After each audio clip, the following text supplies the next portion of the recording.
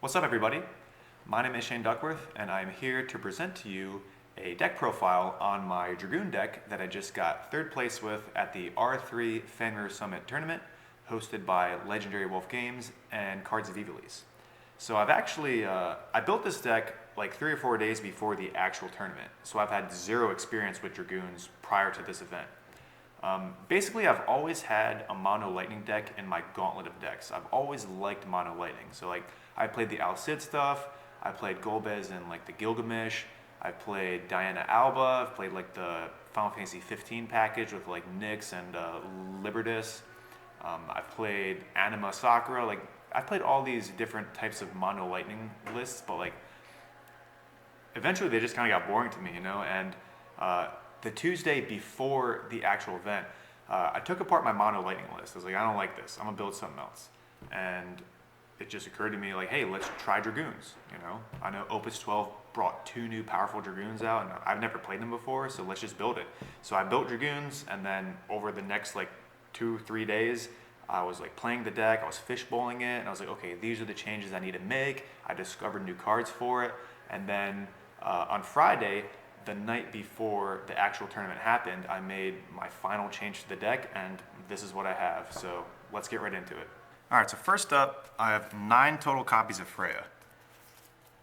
So the Freya from Opus 3, the Cherry Blossom one, this is one of the reasons why the deck is so strong. They gave us a Freya in Opus 12, so now we can play 9 total Freyas, so we can Cherry Blossom them pretty consistently now. Cherry Blossom deals 2k to your opponent's forwards for every Dragoon you have out. So like normally you just discard 2 cards and you nuke their board for like 8k, 10k, 12k, whatever. So like when you resolve a Cherry Blossom and you kill all their forwards, that puts you so far ahead, you like almost always win the game at that point. You can also do this on the opponent's turn as well. You can be like camping on a Freya and they're like play a 4 and they're like, I'll go to combat, and you just sweep their board. So like that's probably one of the strongest things that this deck has, is that you just have the ability to just nuke their board. It's like a Raigeki. You just like discard 2 cards and just kill everything. And then you just have so much advantage by then, and it's just easy to win the game. The other 2 Freyas, they're mainly in here, of course, for the Freya special, but there are situations where you do want to play these. If you look at the top 4 match between me and Matthew Okamoto, I actually played a Dragoon, gave it haste, and then I played this Freya and then attacked for 2 points, because she gets haste if there's another Dragoon on board. So that's really good. And then this Freya is actually sneakily good, especially if you're at damage 3 and you can Aranea, because she brings back a 2-drop. You can just snipe something for 4 and kill it, or you can draw in a pitch, but usually you just pitch that for CP, and you know. But yeah, 9 Freyas, like this is the reason why I don't play any summons. Like I used to play Bahamut 0, but I don't need Bahamut 0 if I can just Cherry Blossom and wipe their board. So yeah, this is like the strongest trick that the deck really has, is Cherry Blossom. Next up, you have Opus 12 Dragoon. This guy's busted, so this is another reason why you don't need summons, because this is like an Odin on a stick. You like play him, show him 4 Dragoons, and then you just pop something. You like break something, you give him haste, and you attack. So it's like one of the most unfair cards that this deck has. The fact that like being a Dragoon, like searchable with like King of Burmecia, you can just pop Crowe or pop the backup Dragoon out of your hand, just do it again. Yeah, it's just one of those really unfair cards. It's like Opus 12 power creep. Definitely like the best standalone Dragoon in the deck. We got 3 of the 1 CP Dragoon. You just pay 1 crystal point and just produce a body. It's one of those like low input, high output cards. We got 3 of the Opus 6 Dragoon. This is probably like most people's favorite Dragoon card, just because he gets so big. Like I think most have had him up to was like 17k or like 19k. But this card is very interesting because I never really like beat with this card. You don't really like need to. Like the best thing I found with this guy is like he's a blocker. Like in one of my matches, I had 2 Dragoon backups and I played 2 of these, and I had 11k blockers. And then my opponent couldn't really beat around this. Like they can party attack if they want to, but on my next turn, you know, you just play Freya, you have the Dragoons, and then you just Cherry Blossom and then wipe their board, and then you just win the game. So yeah, I never really attacked and was like a bully with this guy. It was mainly, he's like a wall. That's mainly what I used him for. But yeah, of course he's really strong. He just gets really big. I play 3 of this 2-drop Dragoon. You can tap 1 to give it haste. It's pretty good just because obviously haste is good. Then I play 3 of this Dragoon, where you tap 1 to give it first strike. This is probably the weakest Dragoon in the deck, but like don't count out this ability to give it first strike. Let me give you an example. Round 5, I played against my opponent, and I had like this Dragoon and had a Freya, and I really wanted him to block to get his forward off the board, so I party attacked. And then when he blocked expecting to kill one of these, I just pitched a card from my hand to give this first strike, and then both of them had first strike, and I killed his guy. So yeah, definitely do not count out the ability to get first strike. Then we have 3 Aranea, of course. This is actually an anti-aggro card. In my experience, that's actually what this is. Like in most of my games, I was always at like damage 1 or damage 2. Like I would never be at damage 3 in order to get this off, where I would just play it. So like most games, I didn't even need this to win. But this is one of those decks where you play backups for the first like 2 or 3 turns, and then you just kind of like build a board then, and you just keep on applying pressure and gaining card advantage with Alus and stuff like that. But if they ever play an aggro deck where they put dudes on the board and they like beat in for damage, this is actually like, it counters that. So in my experience, this is anti-aggro. Only 2 games I played, I was at damage 6 where I could give everyone haste. This deck usually does a good job at keeping forwards off the board and like applying pressure at the same time. So yeah, of course Aranea is good, but in my experience, this is anti-aggro. This is Officer Barbara. Oh, big sexy with glasses. This is Officer Barbara. So Barbara giving everybody haste, including herself, is like super sneak good. Like you can just drop Barbara and like two drop Dragoons and just win the game. You can just steal games from your opponent. I never played, like this was a card that didn't win me every game. I mostly discarded this actually because like she's not good early game, so I'd pitch Barbara to like play backups and stuff like that. And then after Freya special and like Dragoon popping and stuff, like I never really needed this to close the game out. So yeah, I never really played this too much, but there were a couple games where I just played Barbara down, 2 Dragoons, and then they had haste. Like my game 3 in top 8, I actually did that. So yeah, really good Dragoon. You going down. What? What do you mean I'm going? Why am I going down? What did that thing tell you? What did I tell you? What are you doing? What did I is tell that? you? Ow, what do you? What? What? Do Let's anything. go. Why do you hate me so much? I really like this Kain, dude. Like this Kain gives all your forwards plus 2,000 power. And I think that's great because what happens is that you have this Dragoon here that pops stuff, and he's a 9K. So you're swinging with 9Ks. You have this 1 crystal point 9K attacker that you just keep beating with. It's just really good. If you have Lulu out, that gives everyone 1K. It's a 10K, so you have like a 1 CP 10K beater. Yeah, I just really like this Kain. Someone asked me why I don't play the 8-drop Kain, and basically like I really don't like that Amaterasu card. If you notice in this deck, like this is the only forward that can get Amaterasu besides like Estinien, but we'll get to him later. Amaterasu doesn't hit anything in this deck really except for this, and like if they want to cancel a backup auto ability. So like imagine I play the 8-drop Kain, I stack a backup, I tap 3, I play him, and he just gets Amaterasu. It's just a blowout. Like I just don't want to deal with that. I really like this Kain because he buffs other guys, and you can just be a bully with other dudes. Like your guys that just are so cheap to play, and then they're just so big just because of this guy. Like they have to take him off the board. So he instantly becomes a target. So yeah, I just really like this Kain a lot. Last Dragoon we have is Estinien. So this is actually like the most expensive card in the deck, but you don't need him. Speaking of, like this deck's actually like what, $20, $25? Like it's a bunch of commons and like 4 legends. Like you don't need this guy. Like I actually never really played him. Now that I think about it, there was a time in top 4 where if I had 1 extra crystal point, I could have won the game in game 3. But I just didn't, you know. In fact, it would have been probably better if I just had 2 drop Dragoons that play 2 drop Dragoons and then haste and then they swing because Aranea's on board or whatever. But the other Estinien, the 3-drop that's like 7K haste first strike, that's probably better. I just play this because I like it. Obviously, like this is a good card and stuff. This can get Amaterasu, but this is one of those cards that you just don't need. So like if you want a budget aggro deck that's like really good, you just don't need this card. Like the only legend you need is Aranea. And so yeah, basically, yeah, you don't need this guy. I just play him. So that's 36 forwards. No, it's 34 forwards, and all of them are Dragoons.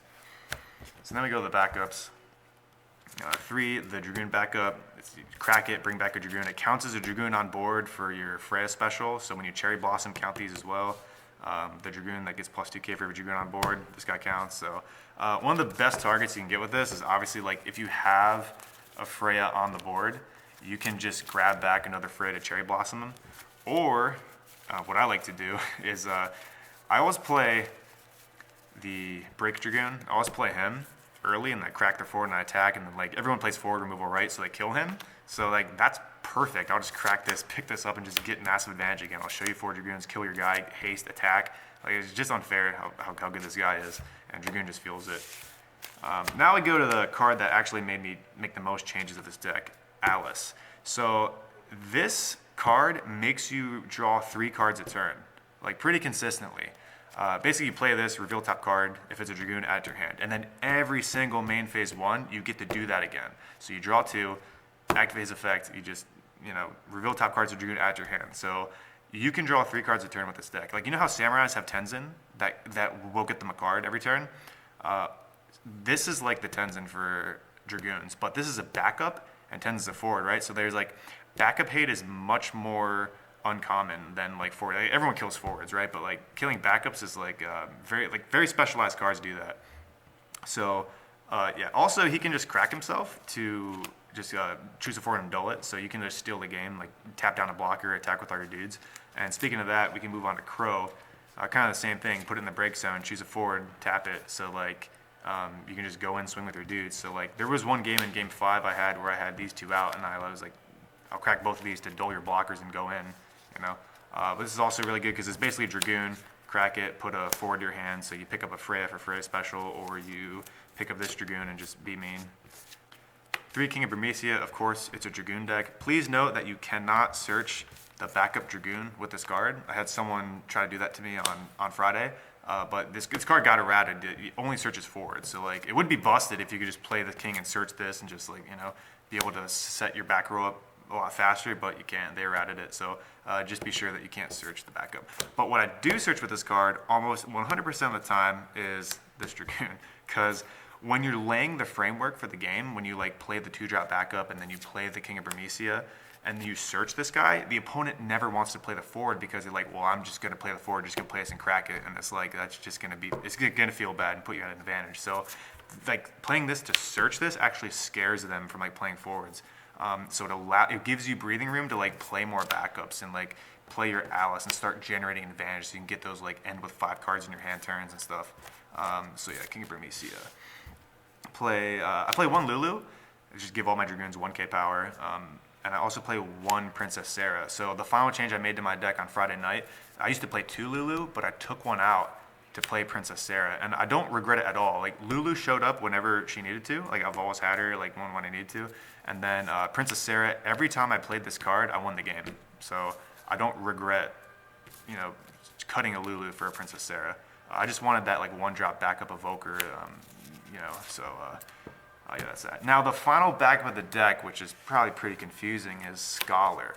So this dude, I really wanted a 2-drop backup that could crack itself. Because I used to play Sid Previa, right? Because I was playing like 3 King of Burmecia, I was playing 2 Lulu at the time, and then I have the 2 Crows, right? So like I was playing Sid Previa in the deck, and Sid Previa just didn't feel good because sometimes I'd draw Sid Previa and I wouldn't draw a 3-drop backup, or like late game it was just awful to see. It was just inconsistent, so I just cut, or I just play Sid Previa and they misdragon me, and it's just a complete feel bad. So I just did not like Sid Previa at all. So I just picked Scholar mainly because I wanted a 2-drop backup that could crack itself, but the other primary reason is because when you Freya special, if you can only deal like 6,000 damage to the board, Scholar can actually clean up and like kill the 2 forwards that Freya wasn't able to kill. Like, provided they don't have like a Minwu or a Larsa or something like that. So yeah, that was like the main reason I picked Scholar over other things. But during the tournament, I found out that this card was actually super good against a lot of decks, because there's decks playing that 2-drop Zidane, that when he hits you, he draws 2 cards. There's like the Sid mid. There's like the Bartz that plays 1-drops. Like, this can actually, there's Layla Viking. Like, you can actually like pop this, kill Layla Viking. Like, you can actually kill a lot of things just with a Scholar. So yeah, that was really nice to see that, like, oh, this card is actually like way better than I originally thought. So yeah, that's the deck. It is 34 forwards, 16 backups, and 37 of the 50 cards are Dragoons. Just to talk about my tournament experience a little bit, I went 5-1 in Swiss. I actually lost my first match, and it was pretty sad.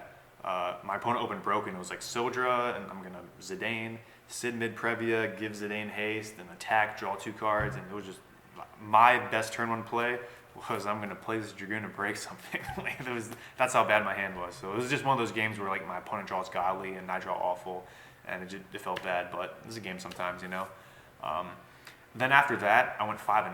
Like I won every single match, and like most of them were like pretty convincingly. Like when you Freya special, and you nuke their board, like they have 3 forwards out, right, and you just kill all of them by pitching 2 cards. It sets you so far ahead, and like when you have Alus out, and you're like constantly getting that 1 card in your hand, and you like you're drawing 3 a turn, and you're playing stuff on the board, you're keeping 5 cards in your hand, and like you just like slowly pick away at them, like, and they just like can't really do anything because once they play something, you just break it, or you Freya special again. Like it just doesn't matter what they do at that point.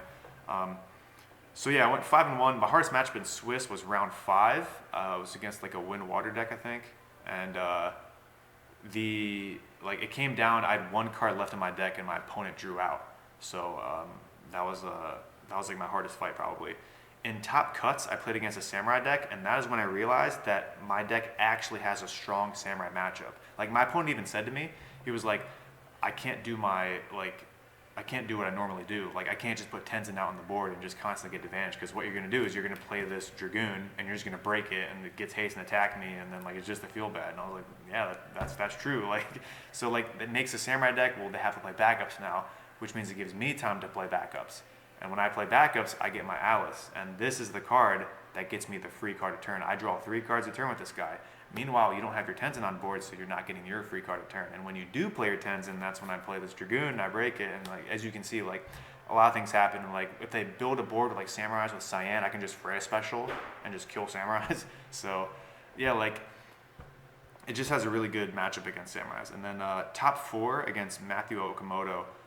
We had a really close game, dude. Like he won game 1, I won game 2. Then game 3 was super close, dude. Like we were both 1 crystal point away from killing each other like 5 or 6 turns in a row. And there was a point in the game, like I was even talking with Matt about this. I was like, from one of my Alice triggers, I hit a Princess Sarah, and like if I just would have hit a Dragoon, it would have given me the crystal points where I could play cards, like I could actually win the game. What do you think was the toughest matchup you had this Shane. weekend? Shane? Hands down. Yeah? KP during Swiss, Shane during Top Cut. Those Okay. are my hardest matches. Okay. Not to discredit any of my other opponents. Right. Everyone was really fun to play against, but Shane was definitely one of the hardest in the Top Cut. Congrats to Matt for winning, you know. He went on to win the whole event, so losing to the winners, you know, it's cool and all that. Alex W. Challenged me to a match after the tournament was over. He played in the finals against Matt, and he's just like, I just want to see what your Dragoon deck does. We only played 1 game, but like the win was pretty convincing. Like, you know, it was the same thing, like Tenzin on board, just crack it with the Dragoon, and like, you know, I was able to generate so much advantage. So it's like, it was another samurai deck, but it played Fenrir, which could actually break Alus, which he did at one point. So that was really cool. But yeah, like I really feel like this deck can like take on any deck, dude. Like I said earlier, you just keep putting stuff on the board, keep 5 cards in your hand, and just maintain that advantage and like slowly pick away at them. When they try to do something, you can just Freya special, or you can like just break it and stuff like that. You can sneak games with Barbara. There's just so many cool things you can do. One of my favorite things to do is like when I Freya for like 10k, and they're like on the stack, I'm gonna play this to like break Freya so that, you know, it only deals 8k, it doesn't kill everything. I'm just like on the stack, Freya special again, because it's so cheap. It's 2 cards for, you just nuke their board. So like, man, the deck's just so fun. I had a blast playing it. Shout out to the people who convinced me to play it, because I really had a blast playing this deck, and I really did feel like I could take the whole thing. So another thing, I was talking with Kyle Peters after the tournament, and he's asked me, he's like, how many legends do you play in your deck, dude? And I'm like, I play 4 legends, like, and 3 of them are Aranea. This is a box topper. It's like a $5 card, dude. Like, the most expensive card is Estinien, and like I said, you don't need that card at all. You can win. I didn't even play it. Like, I may have played it once, but like it just did. I could just played any other Dragoon, you know. So yeah, like it's just such a cheap deck, and like he was saying how whenever there's an aggro deck that's cheap, it's good for the game. And like there's other aggro decks too. Like there's the Chocobo Rush deck. There's like the Bart's 1-drop deck. There's Ninjas, but like those decks are fragile. This Dragoon deck actually has a lot of stuff that like keeps it in the fight. You know, it can change modes a lot. Like if the opponent wants to be aggressive, you have answers to it. If the opponent is control, you also have answers to that too. So like it's just a fun deck, man. I had a lot of fun playing it. So shout outs to everybody who helped me come with the decision to play it. Shout outs to the guys who helped me play this deck and like test against it and stuff. One last thing I want to talk about was my tournament experience. It was a fantastic tournament. Like I was actually like on the clock. Like I was helping customers at the counter, I was doing tap and stuff like that, and I was playing at the counter too. So I was like doing like two things at once. But like everyone, we had no complaints, and that was like so refreshing to hear, because like, you know, we had these restrictions where everyone had to wear masks, and then we had these little cards. Do I have one here? We have a little card. Let me see this card, dude. Where's that? Here we go.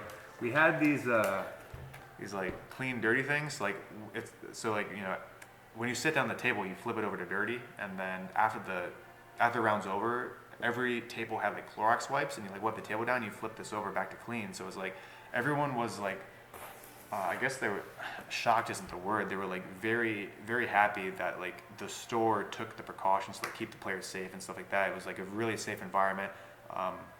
I know Matt Okamoto was on stream. He was saying like he felt really safe. He felt like when he came in here, he felt like family. I appreciate all the precautions that you guys took for the event. I know your wife was really worried about it so much so that you almost didn't come, right? Yeah, I almost didn't come last minute. I sent my wife pictures of the venue. She's like, "Oh wow, that's awesome! They're actually going through all that." I showed her like all the tables. I told her the little cards that you flip when you have to clean the tables. All the chairs went down. Honestly, given the current COVID situation, this is one of the best events that I could have ever thought of going to. So I'm really glad I came. I think you guys did a very good job at making me feel safe the entire time. I felt welcome. I basically walked into your business and felt like family, like immediately. Yeah. That's like one of the best feelings ever. You walk in, you're already greeted, everyone's smiling at you, saying what's up. You feel literally like family when you walk in, and that was a really great feeling. I'm glad to hear that. It was just awesome to have a tournament where there was like no complaints, dude. And like usually we ask for that kind of stuff, like what can we do better? What are some things that we can improve on? And like no one complained, which is great. And like, I mean, not to say we did the best job because everything can be improved, but it was a fantastic experience. Like a lot of people had, like, so many people had fun at the event. We had these awesome play mats. Like, you know, I'm doing this deck profile on this mat here. There's a Y'shtola mat. There's an aggregate. I might as well just show them all off. Give me 1 second. All right, so I showed you the Dragoon mat. Here's the Y'shtola mat. There's that one. That was a popular one. A lot of people picked that one. There's the Agris mat here, and then there's one more. We picked Warrior Light, I think this is. So, yeah, so everyone who signed up, they got a mat of their choice, and then we also held a side event with the status reels.